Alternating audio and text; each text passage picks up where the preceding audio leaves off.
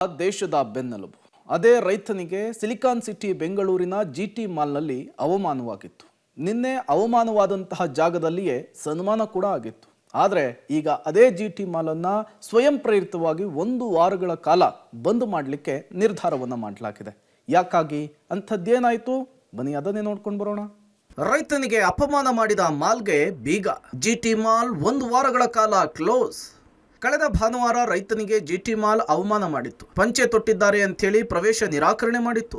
ರೈತನಿಗೆ ಅಪಮಾನದ ಬಗ್ಗೆ public TV ವರದಿ ಪ್ರಸಾರ ಮಾಡಿತ್ತು. ಇದರ ಬೆನ್ನಲ್ಲೇ ನಿನ್ನೆ ಕ್ಷಮೆ ಕೇಳಿದ ಜಿಟಿ ಆಡಳಿತ ಮಂಡಳಿ ರೈತನಿಗೆ ಸನ್ಮಾನ ಕೂಡ ಮಾಡಿತ್ತು.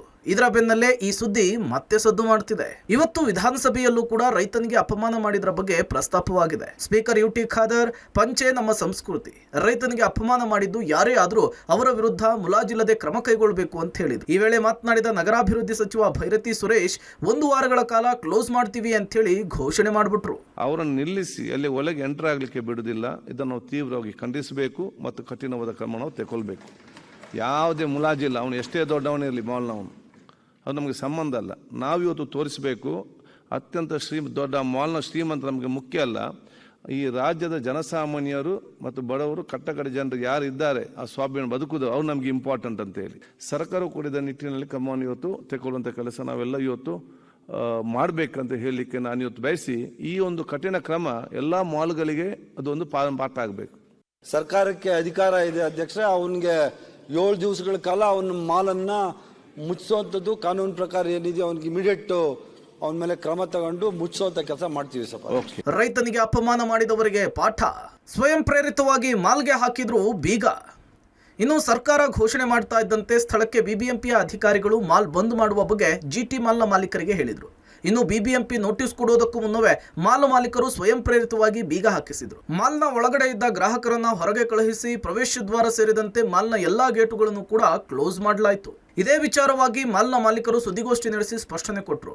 ಮಾಲ್ ಮುಚ್ಚುವಂತೆ ಯಾವುದೇ ನೋಟಿಸ್ ಕೊಟ್ಟಿಲ್ಲ, ಸ್ವಯಂ ಪ್ರೇರಿತವಾಗಿ ನಾವೇ ಮಾಲನ್ನು ಮುಚ್ಚುವ ನಿರ್ಧಾರ ಕೈಗೊಂಡಿದ್ದೇವೆ. ಫಕೀರಪ್ಪ ಅವರಿಗೆ ಆಗಿರುವ ಅವಮಾನ ತಪ್ಪು, ಅದು ನಮ್ಮ ಕಡೆಯಿಂದ ಆಗಿದೆ. ನಮ್ಮ ತಂದೆಯವರು ಸಹ ಫಕೀರಪ್ಪ ಜೊತೆಗೆ ಮಾತನಾಡಿ ಕ್ಷಮೆ ಕೇಳಿದ್ದಾರೆ. ಮಾಲ್ ತೆರಿಗೆ ಬಾಕಿ ವಿಚಾರವಾಗಿ ಬಂದ್ ಮಾಡ್ತಿಲ್ಲ, ಮುಂದಿನ ವಾರ ಮಾಲ್ ಓಪನ್ ಆಗಬಹುದು ಅಂತ ಹೇಳಿದ್ರು. ಫಕೀರಪ್ಪ ಅವರಿಗೆ ಅವಮಾನ ಆಗಿದೆ.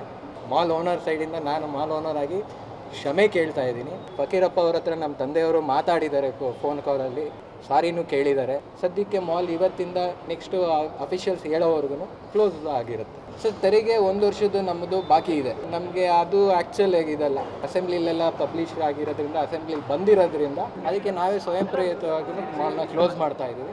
ಸರ್ ನೋಟಿಸಲ್ಲಿ ಕ್ಲೋಸ್ ಮಾಡಬೇಕು ಅಂತ ಬಂದಿಲ್ಲ, ಎಕ್ಸ್ಪ್ಲನೇಷನ್ ಕೊಡಿ ಅಂತ ಬಂದಿದ್ದಾರೆ. ಇನ್ನು ಮಾಲ್ ಕ್ಲೋಸ್ ಮಧ್ಯೆಯೇ ರೈತ ಸಂಘಟನೆಗಳು ರೈತನಿಗೆ ಅಪಮಾನ ಮಾಡಿದ ಮಾಲ್ ಮೇಲೆ ಮುತ್ತಿಗೆ ಹಾಕಿ ಪ್ರೊಟೆಸ್ಟ್ ಅನ್ನು ಮಾಡಿದ್ರು. ಕೆಲಕಾಲ ಪ್ರತಿಭಟನೆಗೆ ಅವಕಾಶ ಕೊಟ್ಟಂತಹ ಪೊಲೀಸರು ತದನಂತರ ರೈತರನ್ನ ವಶಕ್ಕೆ ಪಡೆದ್ರು. ರೈತನಿಗೆ ಅಪಮಾನ ಮಾಡಿದ ಜಿಟಿ ಮಾಲ್ ವಿರುದ್ಧ ಒಳ್ಳೆ ಕ್ರಮ ಆಗಿದೆ. ಉಳಿದ ಮಾಲ್ಗಳಿಗೆ ಇದು ಪಾಠ. ರೈತ ಈ ದೇಶದ ಬೆನ್ನೆಲುಬು. ಅನ್ನದಾತನನ್ನು ತಡೆಯುವ ಅಧಿಕಾರ ಕಾರ್ಪೊರೇಟ್ ಸಂಸ್ಥೆಗಳಿಗಿಲ್ಲ, ಸರ್ಕಾರಕ್ಕೂ ಇಲ್ಲ. 7 ದಿನಗಳ ಕಾಲ ಮಾಲ್ ಕ್ಲೋಸ್ ಆಗ್ತಾ ಇದ್ದು ಮುಂದಿನ ಬೆಳವಣಿಗೆ ಏನಾಗುತ್ತೆ ಅನ್ನೋದನ್ನ ಕಾದ್ ನೋಡ್ಬೇಕಿದೆ. ಲೋಕೇಶ್ ಮತ್ತು ಮಾರುತಿ, ಪಬ್ಲಿಕ್ ಟಿವಿ, ಬೆಂಗಳೂರು.